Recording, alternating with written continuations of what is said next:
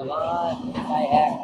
เลยเป็นมันเรื่องนะ เลย น้ำเมียนี่4 คนอ๋อลูกเมียนี่4 คน น้ำเมียก่อน6อ๋อโพดโพเนาะ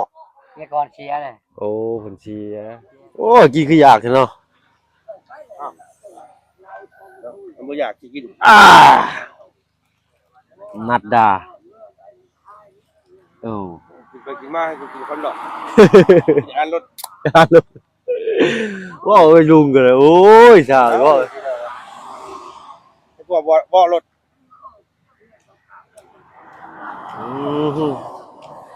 ว่าไม่เห็นเขาเล่าอยู่เลย ก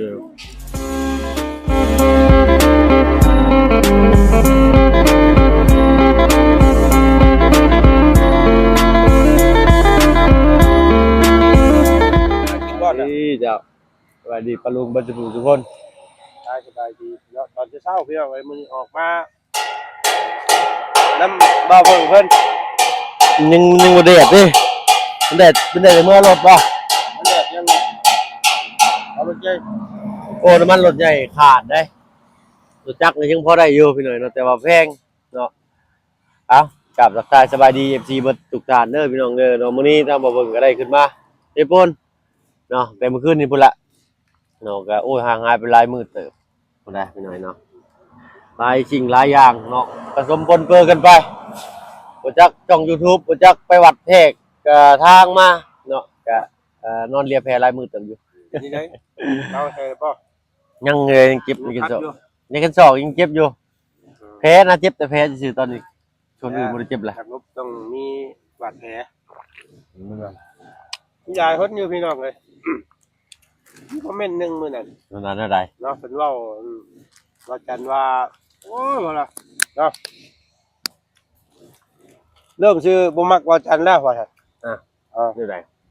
ว่าจันนั้นมักเว้าใช่บ่พึ่งเนาะมักบ่อยอันบ่อยกำลังใจแล้ว เป็นแซวเล่นพี่หน่อยเนาะเพราะว่าจันที่เป็นคนแบบว่าเว้าแฮกเด็กดันให้เราแบบให้เราคิดได้นะพี่น้องนะ ยังก็เว้าที่แบบว่าสำหรับข่อยได้สำหรับคนอื่นน่ะสิมองว่าสำหรับคนอื่นได้พี่หน่อยเนาะสิมองว่าเว้าใส่แต่ว่าเฮาคิดกลับกันน่ะนะคือแบบความหวังดีของเพิ่นนั่นแหละพี่หน่อยเนาะเฮาสิคิดได้หลายแบบแม่นอยู่ข่อยบ่ปากข่อยบ่ยังเลยข่อยคิดได้พี่หน่อยเนาะคิดบ่ ว่า กัน เห็นเพิ่นเจ็บมื้อนั้นมาจันก็ว่าโอ้ยสมนาแล้วว่าซั่นนะ เออ เออ เป็นพลาดเด้ วาสนาเพิ่งเอ้ยเนาะ วาสนาเพิ่งคักยังไง ว่าอย่างนั้นนะพี่น้องเอ้ย ก็ เป็นกันเองเด้ เขาว่าค่อยบ่ไปมื้อนี้สิเป็นน้องข่อยในโค้งนั่นน่ะน้องข่อยล้มได้ประมาณอาทิตย์หนึงแผลกำลังแห้งข่อยกลับเมื่อบัดล้มในหั่นอีกบัด 3-4 คนเลยในโค้งนะตั้งแต่เพิ่นเฮ็ดมาข่อยไปข่อยเฮ็ดลักหัวเพิ่นขาดลักนึงว่ะให้ได้เต้นออกก่อนถ้าบ่เต้นออกติดไปกับรถนี่เรียบร้อยโลดจักสิเอาใส่แสกลักหัวให้ได้ไปแทกทางทิ้งประมาณ3ทิกนี่แหละมีเล็บเท้ารุด ขาดเกิงอยู่เนาะ เนยเล็บเท้ารุดแล้วก็ศอกข้างนี้แล้วก็ศอกข้างนี้หน่อยนึงแล้วก็บักบ้าหัวเข่ามันสำนันพี่น้อยเนาะเจ็บนักๆเนี่ยก็มีแต่แค่ศอกหัวเข่าศอกซับพื้นเนี่ย แค่นบาทนี่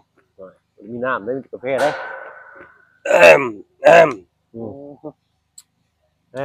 แค่นกาแฟ โอ้เพิ่นมีงอกคือข่อยเนาะมีเส้นหนึ่งข้างเดียวกันเลยลุงไอ้นี่นี่เห็นบ่เป็นบอลเดียวกันเลย โอ้หลายเส้นได้ของเจ้าน่ะ ว่าเรา เอ้ยเบิ่งไง เตื้อให้แล้ว เอานี่1 2 3 ว่า 4เส้นหมู่เจ้าอันนี้ทั้งนี้ก็มีนี่น่ะโอ้ยปวดงอกแล้วนี่เข้าแล้ว ค่อยต่อตอด อ่า ต่อค่อย แก้วดัก ไอ้ลีได้ ต่อก็ตอดค่อยตอดอยู่พี่ แต่มัน มันบ่ได้ตอดอยู่นี่ มันใหญ่อยู่หัน เอ้ยเว้าไปเล ไอ้ ย ลี เท่าก็ว่าเท่าแล้วนะ โอ้สับ7 ปีเลยข่อยยังบ่เฒ่านะ เดี๋ยวกรรมพันธุ์ได้พี่น้องเอ้ยโอ้ผลหมอดอ่ะบาดนี่พี่น้องเอ้ย เงียบไปแล้วได้มันก็ขึ้นไว้ครับลุง จักน้ำเบาลุงเฮิมมันเด้อนี่พี่น้องเอ้ยเนาะเบาลุงเฮิมเป็นอ่า จัดการให้ จัดการผู้เดียวเลยพี่น้องเลยเนาะทางอ้ายบ่าวลุงเฮิมเพิ่น เลย เนาะเพิ่นซอยน้องแต่จริงล่าสุดนี่ก็เห็นงบในการซื้อไม้ซื้อเหล็กซื้อหยังอีก10 กว่าล้านบาทเนาะเพิ่นก็ฝากมาเรียบร้อยแล้วเมื่อคืนนี้พี่น้องเอ้ยเดี๋ยวทางบ่าวลุงเฮิมเพิ่นสิมาแจ้งข่าวดีบ่เนาะได้ครบแล้ว ดีบ่มื้อนี้ ส่วนหลังคานะพี่น้องเอ้ย โอ้ สำเร็จบัดนี้ เพิ่นไปแจ้งข่าวดีอยู่พุ่นบ่นะ แต่กว่าแล้ว พากันไปหาหน่อไม้เลยพี่น้อยเนาะโอ้ คนนี้งาม เป็นบุญเนาะดีหน่อยเนาะแต่ว่ากันแล้วไม่ใช่นะเถอะก็หาแต่หนุ่มจนเฒ่าเนาะก็ได้แต่เช้ากับแต่นี่บ่ได้ง่ายเด้พี่น้อยในหาเงินในเดือนอยู่บ้านนี่ไม่ได้เฮือนนี่ถือว่าเก่งเด้อกับแถวบ้านเนาะนี่เพิ่นหาเงินในเดือนนี่คือเพิ่นไปหาอยู่ไทยเด้เนาะลุงเนาะ หาอยู่บ้านนี่ฮะเงินเดือนนี่โอ้เผื่อสิได้เก็บหาเก็บชิปบ้านนี่บัดค่าแห้งอีกพันพวนไปอีกค่าของพันพวนแต่ค่าแห้งของเก่าพี่น้อยอยู่บ้านเท่านั้นนะเอารุ่นเมืองต้องกันพี่น้อยเนาะสิออกมารูปแบบหน้าตาแบบใดน้องแต่งจริงกับน้องน่ะเพิ่นบ่ได้อยู่เฮือนได้นี่ ไปแล้วไป หาหน่อไม้หน่อมันเลยได้นั่น ทำไมแล้วแต่มึง เป็นได้อยู่สิโปนรอบก่อน นี่ก็ รอบก่อนเป็นได้อยู่สิโปน ว่าคอยอยู่ที่ห้องบ้านนอกก่อน อ้าว มีจะพาแต่น้องเพิ่นไปห้องหมอ น้องกันแก่นักกันบ่ แม่น เป็นได้เช่าหรือบ่ทางนั้น ว่าแล้วพี่น้องไอ้น้องแม่เพิ่นว่าอยากให้พาไปผ่าตัดอยู่ทางเฮาอยู่ อื รุ่นกันเนาะอันนั้นก็ว่าสิได้ผ่าตัดบ่หรือว่าจะได้ก็ติดตามมึงเดี๋ยวทางบ่จันทร์ที่บริหารนั้นว่าประสานงานเบิ่งก่อนประสานงานเบิ่งทางแพทย์หมอเพิ่นก่อนเนาะ เป็นหมอทางเฮาพุทธ แม่นห้องหมอเพิ่น โอ้ยเป็นไงพี่น้อง เอาบัดหมอเราเบียดเดียวเคยเอาคนไป เว้าบ่ได้ หา เพิ่นผ่าตัดให้บ่ได้ ยังเครื่องมือบ่ครบเนาะ ชิดเพิ่นยังบ่ฮอดพุ่น เออ เอามันเฮ็ดก็เฮ็ดได้ แต่ว่าแพทย์หมอเฮาเพิ่นยัง ยัง บอกสิทธิ์ให้เพิ่นแบบนั้น คือแบบหน้าที่แล้วเนาะ แม่น แบบใบอนุญาตนะอนุญาตให้ ให้ เฮ็ดสำนี้ ได้สำนี้ได้แต่ตรวจพยาธิตรวจโรคนิ เด้อ ดหน่อยแบบเปิดนักก็เพิ่น ใบผ่าตัดเนี่ยบัด ต้องให้ไป บัดมันเป็นยังมาไปสิส่งของหมอแขวงของหมอใหญ่บัด เพิ่นก็สิบ่รับ สิบ่รับแล้วบัดนี้ของหมอได้เฮ็ดมาสิว่าหน้าพี่น้อยเนาะหมอนั่นไล่เบิ่งตึกเกิดขึ้นมันคอมติ้งยังบ่ได้ใบอนุญาตผ่าตัดสินะ อยู่ในคำว่าคลินิกอยู่ เลย ยังบ่ได้เป็นห้องหมอ โอ้บ้านนั้นยูนิซิโนนี่ก็ยังมีแต่ห้องหมออัน ห้องหมออันตำรวจกับห้องหมอยัง หมอทหารทหารก็หมอแขวง ห้องหมอพานห้องหมอแขวงแต่ว่าลาวเวียดน่ะก็บ่แม่นห้องหมอน่ะเนาะเป็นคลินิกกันเนาะ คลินิกเอกชนเครื่องเอกชนเครื่องรัฐแต่ว่าต่างประเทศเป็นมาลงทุน โดย คลินิก อืมตอนนี้น้องเพิ่นอยู่ไสสิอยู่บ้านบ่เนาะ อยู่บ้านเพิ่นนะเดี๋ยวลองไปถามมึงอีกก่อนอย่างมื้อนั้นเราเว้าแบบบ่อยากไปแน่เราย่านเจ็บพอมันก็จอดแล้ว โดย มันจอดแต่ว่ามันจงเฉย โอ้ ๆไปแล้วเพิ่นจะหักไม้อีกเนาะหักแขนเราไม้ปาดอันดาพาตัดไม้ตัดให้มันหักไม้แล้วก็เอาเหล็กดามให้มันซื้อบัด คาจังซั่นล่ะเป็นจังซั่นเลยเนาะ นั่นก็จงสิเลย โอ้บัดสิเป็นตกต่ำๆฮึยังมานะ แม่ โอ้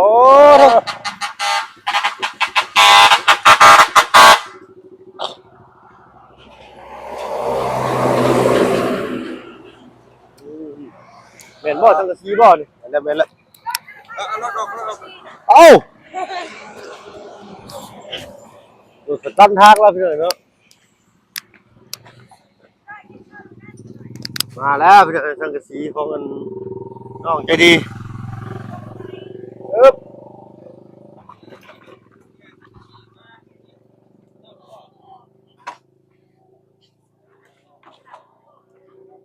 อึ๊บ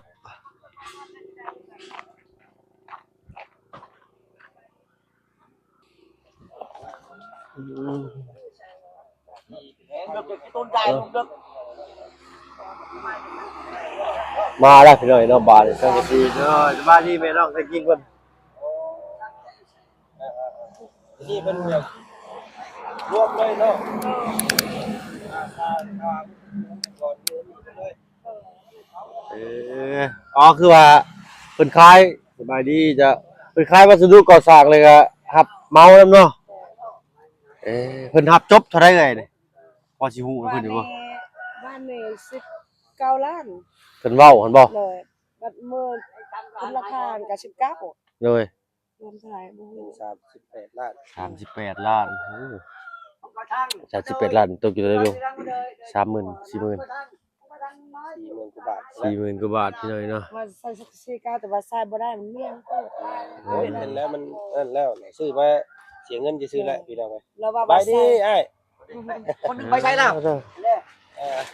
คิดได้จะเอาลงได้บ่บาทนี้เนาะสบายดีทั้งนั้นว่าพ่อเนาะ เลย โอ้ย ไปหาหน่อไม้ครับ มาล่ะพี่น้อยเนาะเบิ่งก่อน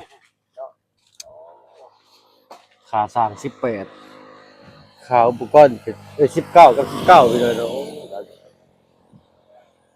สี่ไปแกว่าจะบ้านไหนอ้ายโอ้เสยปูนพุ่นเนาะไกลพุ่นแล้วได้พี่น้อยเนาะเพิ่นเป็นเจ้ารับเหมาพี่น้อยเนาะครับมีอุปกรณ์ก่อสร้างพร้อมขายพร้อมเฮ็ดพร้อมเนาะขายให้พร้อมเฮ็ดให้นำแล้วเฮ็ดคักเด้พี่น้อยเนาะ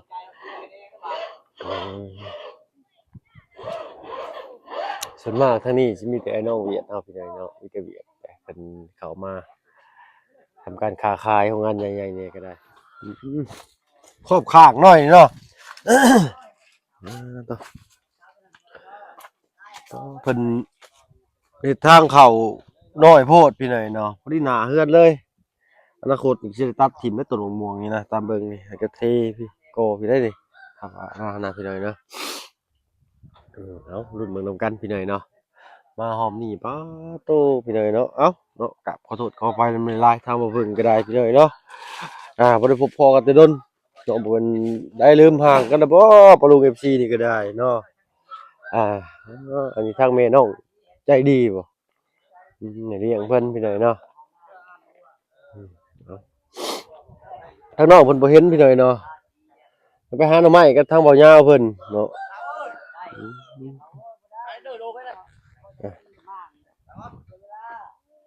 น้าก็จะว่าโอ้ใจอยู่ ได้เอาไม้แล้วก็ไม้แล้วเนาะตัวเดียวเลยพ่อบ่เพิ่มเพิ่นไปเท่าไหร่เนาะจะได้เนาะ ผู้สั่งมันบ่อยู่พี่น้อยเนาะ เป็นร้อยให้ดูทางกินบ่คือว่าเป็นเอ็มร้อยก่อนว่า เอารุ่นเบิ่งนำกันพี่น้อยเนาะว่าหน้าตาออกมาสิเป็นบ่ใดว่าซั่นซะเพิ่นรับมงอย่างเดียวบ่อันพอน้องแต่จริงนี่ แม่น เดี๋ยวรับจบเลย ทำมุงก่อน เนาะเอาสำ มุงละล้านค่าแรงงานเขา19 ล้าน โอ้ อันนี้ค่าเครื่องอีก19 ล้านอ่ะ เด้อ ชีวิตใหม่ เด้อนี่ทางลุงเฮิมเพิ่นรับเบิดเลยเนาะ เพิ่นว่าตกลงหาเป็นชายมาครับแล้ว เด้อ โอ้บ้านนี่เรายังถามมันมีนายใจบุญก่อนว่า เด้อ มันช่วยได้เด้อเป็นแต่ยังบ่ทันตกลง เด้อเนาะเอาดีใจเลยพ่อ ดีใจฮะ คิดสิบ่ว่าลูกสิมาช่วยแบบนี้ บ่ได้เกิด บ่ได้คิดเนาะ บ่ได้เกิดแล้วว่าโอ้ยว่าไอ้น้อง เบิ่งเด้อหลังเด้อ พี่น้องเฮาก็ยังให้กับยังช่วยกันบ่ได้เนาะ เด้อ อันนี้เขาก็บ่มีแต่เพิ่นขอเขาให้คือสิให้อยู่แต่ว่าเขาก็บ่มีคือกันนะ เด้อแม่นนะ บ่ได้ขอ แต่ต่างคนต่างมีครอบครัวเลยน้องพี่น้อยนะ ครอบครัวไป เอาไปรับเบิ่งอยู่ว่าแต่ว่าบ่ครบบ่จักตอนไหนลุงเฮิมได้แจ้งว่าอยู่บ่จักแผ่น พอมีแต่วันออกบ่ได้จักแพนนะมีแต่ว่ามันมุ่งให้ครบกันเลย ครบเบิดเลยเนาะบ่ มันให้ครบกันเลย โดยบ่จำกัดอีก บ่จำกัดน็อตแนทน่ะของมันหมด โดย ของมันหมด อ๋อเอาแต่ค่ามือกับค่าตกลงกันได้38ล้านนี่คือหับจบราคาเลยพี่น้อยเนาะ โอ้ งานตะกี้อันครับจะขายงานนั่นเฮ็ดนี่สิชื่อมุ่งสังกะสีนี่ บ่ได้ไล่แต่ว่าเดี๋ยวมันไล่ซื้อค่าทั้งสีค่าน็อตค่าเน็ตค่า อ๋อรวมเบิดทั้งค่าสังกะสีค่านอน19 ล้านเลย เชิญมันจับให้หมดเลย เลย ผมทั้งสีมันหับมันจับอยู่แล้ว เลยเลย แต่เฮาบ่มีเงินซื้อก็ปะดึงยาวอีกนะ แม่นแหละเนาะเอาซ้ำสังกะสีมุงราคาก่อนเนาะ แม่น ทั้งลุ่มนี้จังได๋ก็จัง โอ้จะลูก คอยหาเอาเนาะ ชอบเบิ่ง เลย มันช่วยได้ก็ถูก เลย ช่วยหลายแล้วหลาย เล แล้ว ยโอ้ได้แนวมุงราคานี่คือว่าเราได้เนาะ นี่ก็ว่าใจแห้ง เลย ให้เป็นมันเรื่องนะ เลยเป็นไดอัน ช่วยหลายแล้ว บ่ได้ไปซื้อไก่บ่เดี๋ยวนี้ ชื่อมากตายบ่ได้หาตัว เอ้าต้มแล้วเดี๋ยวนี้เนาะ ต้มเนี่ยให้เขาพูดละโต เอาเลย ก็ต้มช่องโต เลย ให้ทีมงานกินน้ำกันแน่ตัวนี้ เลยจีกเนาะ ให้จีก จีกชั่วบาทพี่น้อง ตัวนั้นมันได้ต้มให้ทีมงานมันได้ เลย ตัวเดียวเลยต้มเลยว่ะ อ๋อเรือตัวเดียวต้มเลยต้มมาทีมงานเลยเนาะ เอาอันนั้นอย่าให้เขาเบิ่ง ตัวดีเงาให้ผู้ที่มาเฮ็ดเวียกเลยเนาะโดยเอาขอบใจเรื่องบ่น้องแต่จริงขออนุญาตบ่ชื่อเด้อได้เดี๋ยวนี้ อยู่น้อย ชื่อพ่อน้อย แม่ง เนาะ น้องแต่จริงที่ไหนเนาะลูกชาวเพิ่นโหจักคนลูกนี่มึงเนี่ย 4 คนเมียนี่ เมียฮะลูกหรือเมีย4คนนี่ ลูกนี่น้ำเมียนี่4 คน อ๋อลูกกับเมียนี่4คน เมียก่อนน่ะ6 อ๋อโพดโพเนาะ เมียก่อนเสียเลย โอ้เพิ่นเสีย เสียจะมาเมียนี่ พี่ดึกพี่เนาะโลกพอปีถ่ายปีแท้ๆเอ้าเบิ่งบัดนี้เบิ่งก่อนพี่น้องเนาะ3-4ม้วน โอ้ยบ่คือเดียวกันที่ใดเพราะว่ารุ่นนี้ได้ดีได้ อื เอ ม อจอยรุ่นนี้เลยเพราะว่ารุ่นละรุ่นนี้สีให้มันบ่ดีเขาบอกว่า หลอดไว้บอก ร้อนแล้วมันมักเนียงเอ้มันคือของแขวนนาอยู่แต่มันบ่ดีเขาบอก เลย แล้วรุ่นเรืองนี่มันบ่มีหยังดีเขาบอก เลย เอารุ่นนี้ให้เลยมันจอย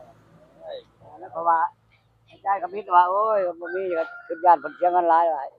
เอา ให้จ้างทาสีเฮ็ดมันว่าบ่ได้ถ้าก็มันเกิน2 ปีดอกบ่ล่ะเจ้าน้อยจ้างคนมางอีก จะไปหายืมเงินในน้องเจ้ากันมันช่วยแล้วจะให้สู้ก็จะยืมไปจะยืมไปว่าคนนี้ลุงเพิ่มโทรมาว่าตกลงมีแห้งแล้วนะ เนาะ ห้ามได้หลายเห็นละ นี่ เริ่มเช้าเห็นบ่ถึงจักแนวเห็น บ่ถึงจักแนว มันบ่ชื่อตัวต่ำตัวสูงตัวเห็นบ่เล็กตัวต่อยาวต่อยสั้น เลยเพราะว่า เช้านี้บ่จ้อนี่ เสาเพิ่นซื้อมาเป็นต้นแล้วมันบ่ถึงพี่เลยเนาะแล้วเพิ่นมา อ๋อ ใส่แบบต่อคันนี้ต่อบ่ซ้ำกันบาด ก็บ่ทำกันเลย เตื้อเพิ่นคิดว่าสิเอาหันหน้าเอาพุ่นบ่จังเนาะ บ่หันหน้ามาทางนี้ เอาหันหน้าใส่ถนนเนาะ แต่ว่ามัน เออ ความคิดของเขาอันยันเอาเล็กกายชั้นกับชาวลุมเลยนะ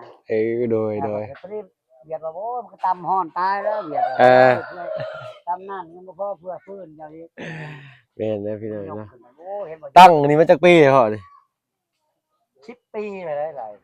โอ้10 ปีแต่น้อง ปี9 ปีปลายเกือบ10 ปีเลย อืมกำลังน้องแต่งจริงเนาะ ชื่อเมียนเขานี่ชื่อเมียนแต่ดน เหนื่อย ๆแต่เขา เขาว่าเป็นเสาไม้นี่เหลือแต่ฝุ่นปวกเนาะ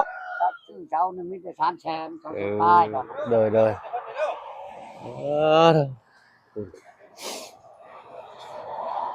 มาแล้วพี่น้อยโอ้ดีอกดีใจ ดีหมดเลยนะ เหนื่อย ที่เฮือนหมดนะมัน19 ล้านเครื่อง เหนื่อย น็อตแนทมันมัดเลย ดับจบหลังคาเนาะใน19 ล้านนี่ค่าแห้งรวมหันเนาะ พอแล้วค่าแห้ง19ค่าเครื่อง19 โอ้ 38แล้ว เหนื่อย เอาไปซอยร้านเออ รวมเป็น38 ล้านพี่น้อยเนาะ 8 ล้านอะไรดีเจอีก จริง 6 ล้าน6อีกมันลดแต่แค่6 ล้าน5 6ล้าน5ก็เป็น43 ตายแล้ว 43ล้านพี่น้อย อันนั้นมันไหน แต่เด็กน้อยอีกบาทนี่ มันหายจักหน่อยแล้วเกิดเจ้าเธอ3 ล้านเธอ5 ล้านเราชื่อดี เอามาแล้วยับก่อนเอากินนี่มันยาวโพดพี่น้อยขึ้นบ่ได้ ๆข้างเลย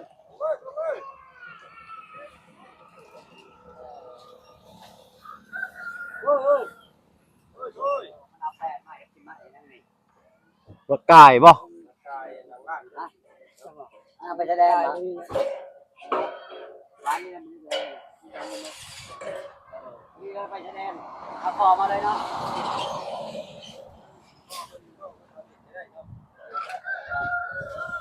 เอาพี่น้องเนาะเอา8 เมตรปัดลมเลย บาทจังได๋ว่าได้เบิดทุกคำเนาะว่าทำคนเวียดเลยนะ แม่ก็เบียดได้ โอ้เมียจังเวียด แล้วแบบเกิดที่เล่าที่ตะวันนั่นเองบาละ ก็ตัวว่าเวียดของเนาะจักแบบ